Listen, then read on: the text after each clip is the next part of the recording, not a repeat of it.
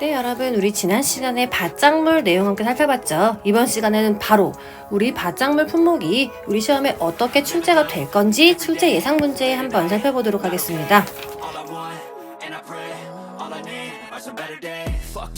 네, 여러분 지금 프린트물 보시면은 챕터 5에서 밭작물 여기 살펴볼 차례고요. 우리 문제 푸는 게 왜 중요하냐 한번 설명드리자면은 우리 이론서로는 지금 문제가 어떻게 출제가 되는지 여러분들이 감을 잡기가 어렵습니다. 그렇기 때문에 우리 이렇게 다양한 문제를 풀면서 내가 이론서로 공부한 이 부분이 지금 시험에 이렇게 출제가 되는구나 이거를 파악할 수 있고요. 두 번째로는 우리 과거에 시험에 나왔던 기출 문제들을 살펴볼 거죠. 기출 문제들을 보면서 이렇게까지 응용을 해서 이렇게 꼬아서 시험에 내고 있구나 이거를 알 수 있습니다. 그리고 마지막 세 번째로는 우리 이론서로 보면은 사실 사람이 다 그렇죠. 내가 아는 내용은 되게 잘 읽혀요. 그래서 공부를 다 했다 이렇게 생각하시는 분들도 막상 문제를 풀다 보면은 내가 어느 부분 어느 파트가 공부가 덜 됐는지 지금 그 부분을 우리가 알 수 있습니다. 그렇기 때문에 우리 문제 푸는 거 상당히 중요하다. 먼저 이렇게 설명을 드리고 싶어요. 제가 지금 이렇게 준비한 문제, 우리 과거 시험에 나왔던 문제, 그리고 출제가 되고 있는 방향 분석해서 이렇게 문제로 출제를 했기 때문에 여러분 이거 적어도 20번 이상은 여러분이 답안지를 보지 않고도 술술 풀 수 있을 정도로 연습하고 가시면은 시험에 합격하실 거예요. 그렇게 봐주시면 될 것 같고요. 바로 이번 시간 강의 진행하도록 하겠습니다. 자, 이번 시간에는 밭작물 해가지고 제가 몇 문제를 준비했냐 하면은 총 14문제를 준비를 했습니다. 그래서 오늘 첫 번째 시간에서는 몇 문제를 준비했냐? 이번 시간에는 14문제를 준비했어요. 그래서 이번 시간에 첫 번째 시간에서는 우리 지금 샘플 강의로 지금 진행을 할 거기 때문에 5문제 정도만 풀어보고요. 나머지 문제는 우리 유튜브 멤버십 회원을 대상으로 멤버 전용 강의로 제가 바로 찍어서 업로드해 드리도록 하겠습니다. 그래서 이번 시간에는 14문제 중에 5문제 정도만 같이 살펴볼 거다. 이렇게 봐주시면 될 것 같고요. 먼저 문제 1번 볼게요.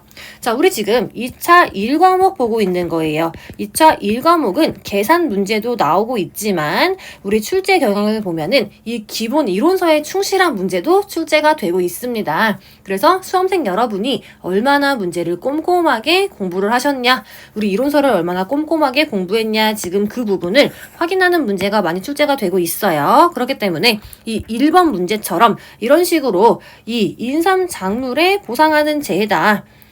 빈칸에 들어갈 말을 서술하시오. 이런 식으로 출제가 되고 있는 게 우리 2차 1과목 지금 시험 문제 출제 경향이죠. 근데 제가 이 본 강의 설명드릴 때 우리 각각의 작물별로 보상하는 재해에서 이 용어의 정의가 조금씩 다르다고 했어요. 그래서 여러분이 대표적으로 비교를 하셔야 될 게 지금 두 가지죠.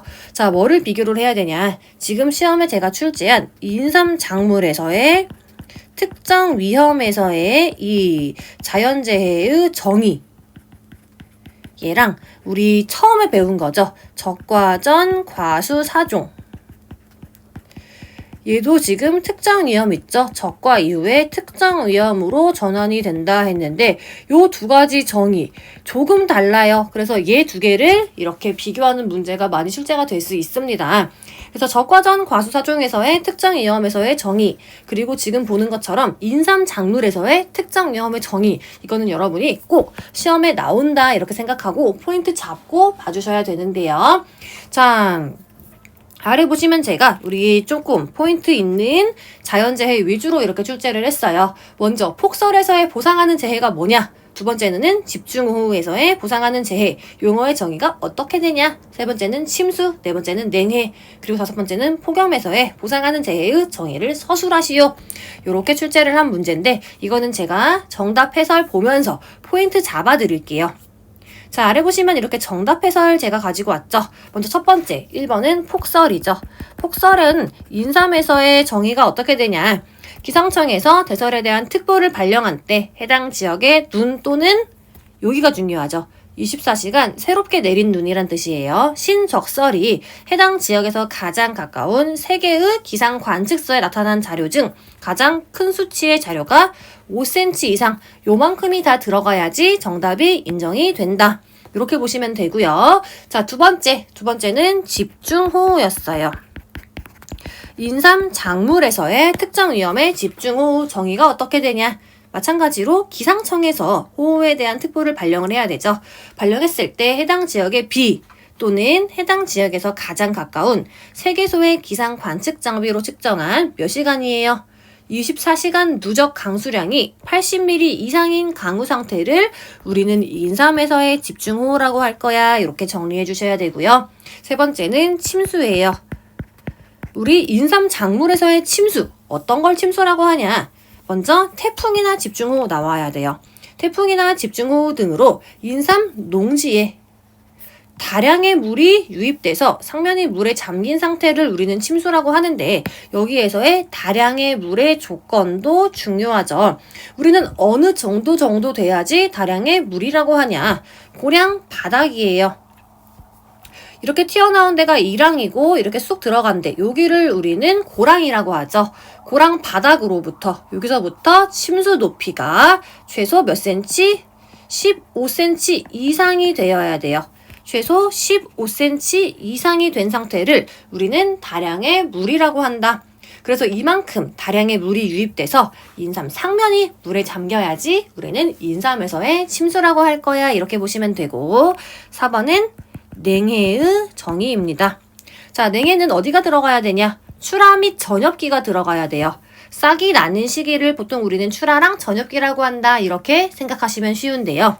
이 시기가 4월에서 5월 정도죠.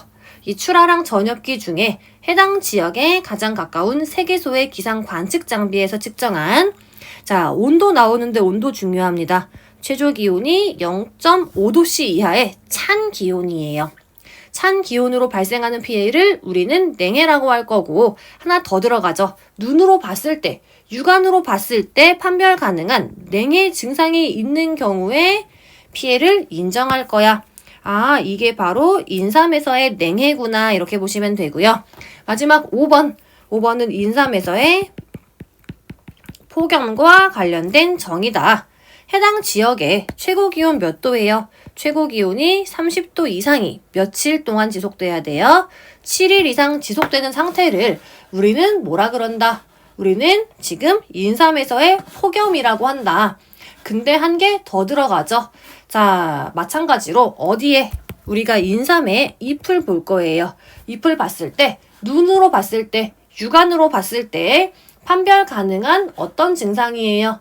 타 들어간 증상이 몇 프로 이상 있는 경우에 50% 있는 경우. 자, 잎에 육안으로 봤을 때 판별 가능한 타 들어간 증상이 50% 이상 있는 경우에 우리가 인삼에서의 폭염 피해를 인정한다.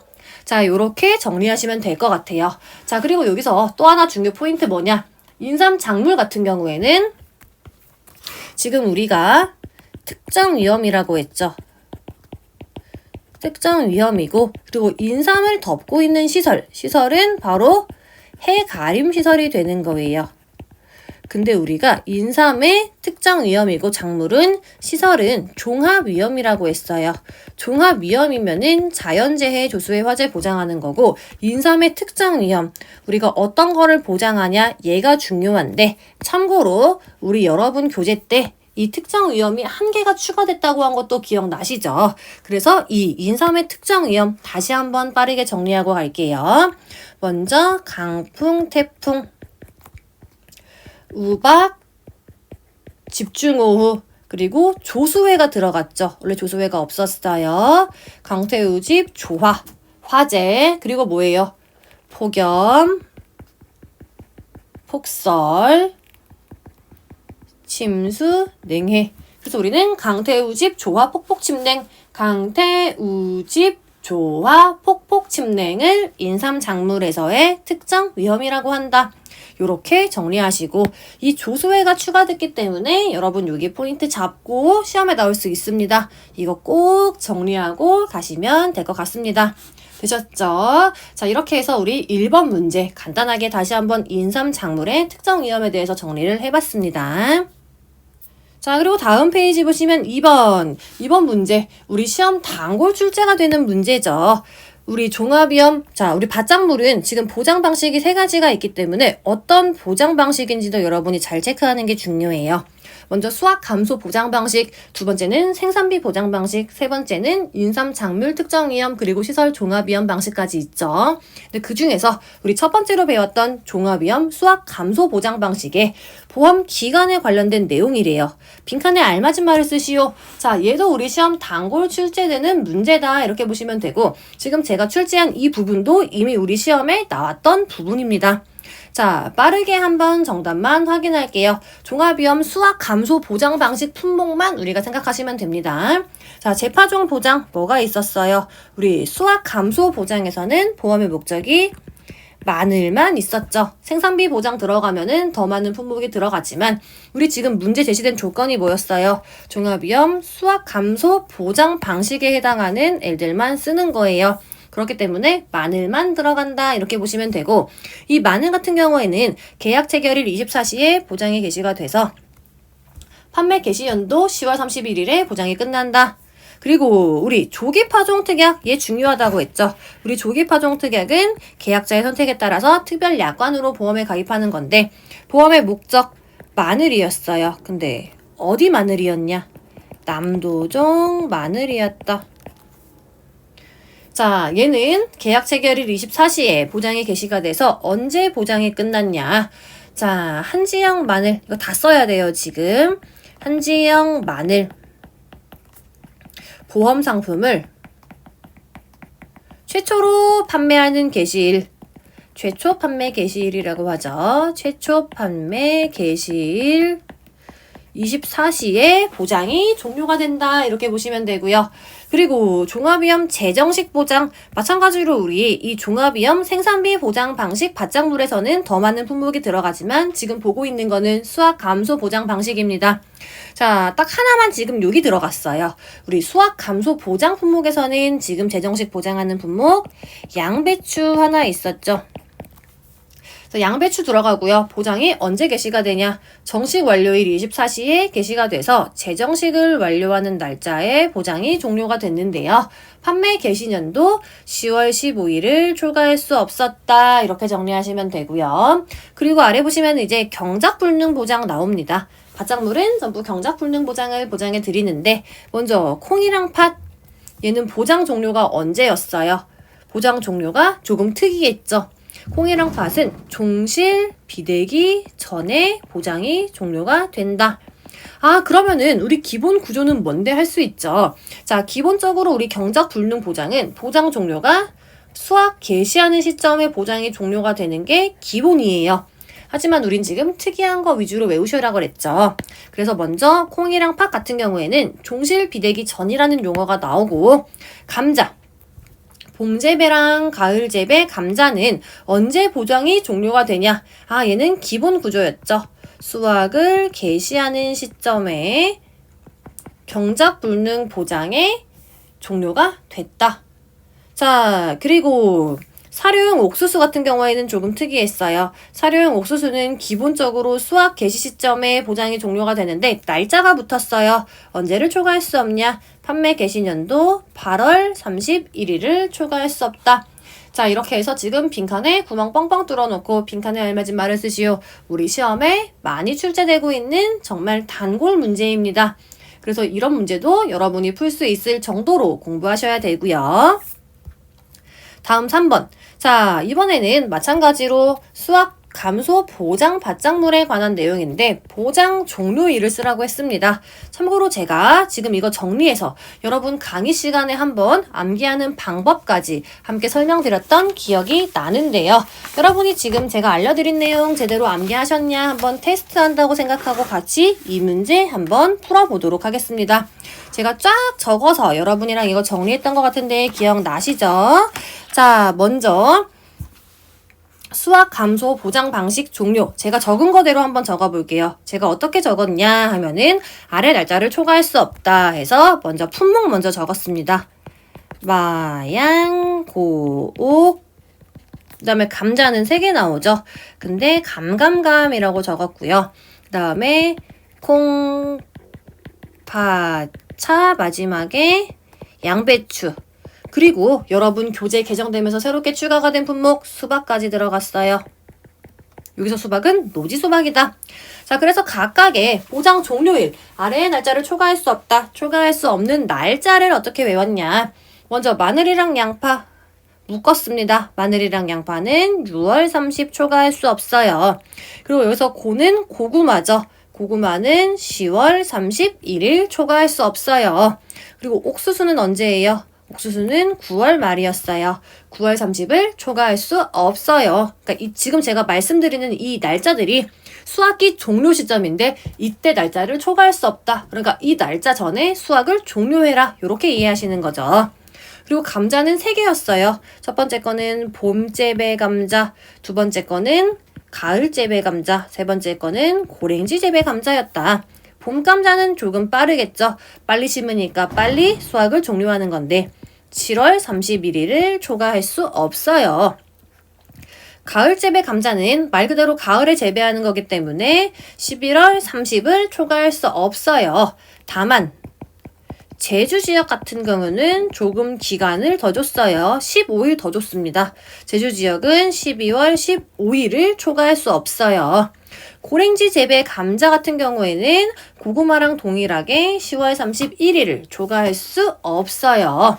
그리고 콩이랑 팥은 둘 다 11월 친구였는데 콩이 조금 더 길었어요. 콩은 11월 30을 초과할 수 없고 팥은 1113이었어요. 그리고 차 같은 경우에는 이듬해 5월 10날을 초과할 수 없고요. 양배추는 지금 우리가 3가지 수기에 따라서 나눴어요. 극조생종이냐, 조생종이냐, 중생종이냐, 만생종이냐에 따라 나눴습니다. 자, 극조생종이랑 조생종은 이듬해 언제예요? 2월 말을 초과할 수 없고요. 중생종은 3월 15일을 초과할 수 없고요. 만생종은 3월 31일을 초과할 수 없어요. 그리고 수박은 8월 10을 초과할 수 없어요. 이렇게 외웠죠. 그래서 제가 지금 여러분과 같이 외운 요 내용을 요 빈칸에 적어주시면 정답입니다. 자, 그래서 정답 해설 보자면은 요렇게 적는 거죠. 제가 지금 설명드린 거 다 요렇게 보장 종료일에 하나씩 적으면 되고 한 개만 수정할게요. 이 양배추 중에서 극조생이랑 조생종이 이듬해 2월 28일이 아니고 얘를 이듬해 2월 말로 수정해 주시면 될 것 같습니다. 자, 그래서 이거 이렇게 한 번에 외워서 만약에 시험에서 품목 전부 다 주지 않고 일부분만 줄 수 있어요. 그럼 제가 여러분이랑 외운 것처럼 이렇게 쫙 마양고, 감감감, 콩배차, 양배추 이렇게 적어 놓으시고 그 다음에 여러분 필요한 것만 가져다가 정답에 써주면 된다. 자, 되셨죠? 이렇게 푸시는 거예요. 자, 그리고 문제 4번 아주 기본 중에 기본 문제입니다. 자, 다음 중 밭작물 종합위험 생산비 보장 방식에 속하는 품목을 모두 쓰래요. 자, 참고로 우리 밭작물 생산비 보장 방식에 해당하는 품목 몇 개 있었냐? 10개 품목 있던 거 기억나시죠? 자, 먼저 뭐 있었냐? 고추랑 브로콜리, 우리 잔존보험 가입 금액이라는 용어가 나오는 보험 사고가 발생할 때마다 지금 보험금을 지급하는, 그래서 우리 얘네들의 자기 부담금은 잔존보험 가입 금액의 3% 또는 5%가 되는 고추나 브로콜리 있었죠. 그 다음에 자, 제가 여러분이랑 외운 거대로 써볼게요. 고추, 브로콜리, 그 다음에 당근, 배무, 시파, 그 다음에 메밀, 양상추. 자, 이렇게 해주면 몇 개예요? 1, 2, 3, 4, 5, 6, 7, 8, 9, 10, 10개 품목 다 썼죠. 자, 한 개씩 살펴볼게요. 먼저 단은 뭐예요? 단호박이다. 그 다음에 당근이죠. 그 다음에 배는 뭐예요? 배추가 되는 거죠. 배추는 몇 가지로 나뉘어요? 4가지로 나뉘어요. 자, 먼저 봄, 가을, 그 다음에 고랭지, 월동배추 4가지로 나뉘고요. 무는 몇 가지로 나뉘냐? 무는 3가지로 나눴어요. 무는 봄이 없어요. 가을, 고랭지, 월동무 있다. 봄무는 없다. 그 다음에 시는 뭐예요? 시는 시금치인데 여기에서는 노지 시금치까지 써줘야지 퍼펙트한 정답 되고요. 그 다음에 파는 3가지로 크게 분류됐죠.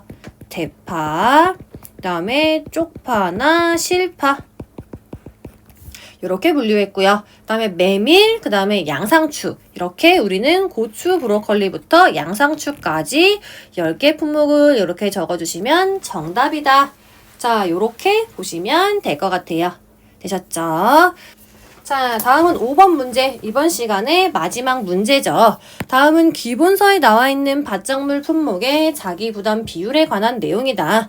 다음 빈칸에 알맞은 말을 순서대로 쓰래요. 자, 먼저 보장 방식 나옵니다. 수확 감소 보장의 수박 품목은 자기 부담 비율 어떻게 되냐?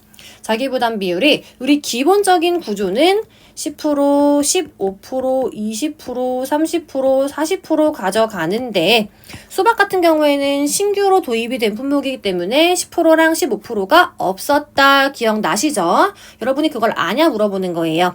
그래서 수박의 자기 부담 비율은 20이나 30이나 40% 중에서 선택할 수 있다. 자, 그리고 두 번째는 생산비 보장 방식입니다. 먼저 자기 부담 비율이 20이랑 30이랑 40 되는 품목을 모두 쓰시오 했죠. 자, 이번에 별표 달게요. 자, 이거 여러분 기본적으로 암기하셔야 되는 부분입니다. 생산비 보장 품목에 자기 부담 비율 10%랑 15% 안 되는 품목 뭐가 있었냐? 먼저 배추에서 새로 도입된 거 뭐예요? 봄 배추랑 가을 배추. 자기 부담 비율 20, 30, 40밖에 안 됐고요. 무 중에서도 가을 무는 안 됐다. 그 다음에 쪽파랑 실파도 10%랑 15% 안 되고요. 자, 마지막으로 양상추까지. 얘네들은 여러분 기본적으로 암기해 주셔야 돼요. 생산비 보장 품목 중에서 지금 제가 적은 이만큼은 수박이랑 마찬가지로 자기 부담 비율 10%랑 15% 안 됩니다. 20, 30, 40%만 가능하다. 자, 그리고 생산비 보장 품목 중에서 우리 자기 부담 비율이 잔존 보험 가입 금액의 3%나 5%인 품목 두 가지 있었죠. 자, 제가 이거는 아주 많이 강조했어요. 이거 모르시면 안 됩니다. 자, 품목 뭐예요? 같이 얘기하면서 풀어볼게요. 첫 번째는 고추, 두 번째는 브로콜리. 기억나시죠? 자, 이렇게 해서 정답 1번은 아래 보시는 것처럼 20, 30, 40.